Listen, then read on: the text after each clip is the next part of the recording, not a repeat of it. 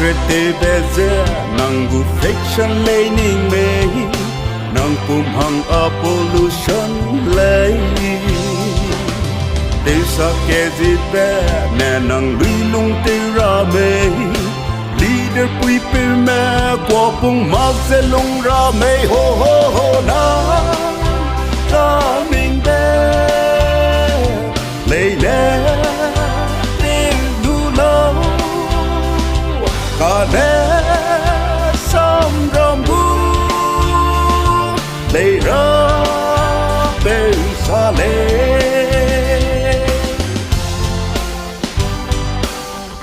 hi bam be lo lung li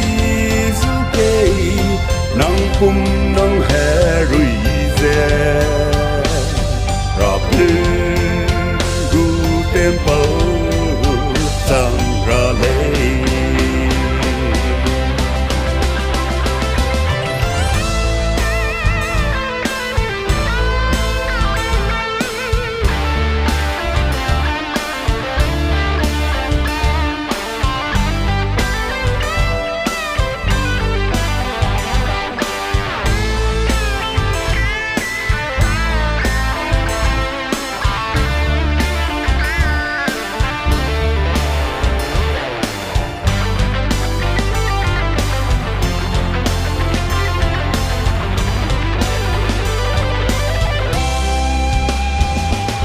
Nangulas pegze ma dulimit gada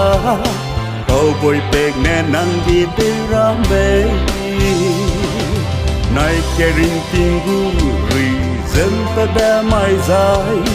nangu kiti sa zek fel tera sangu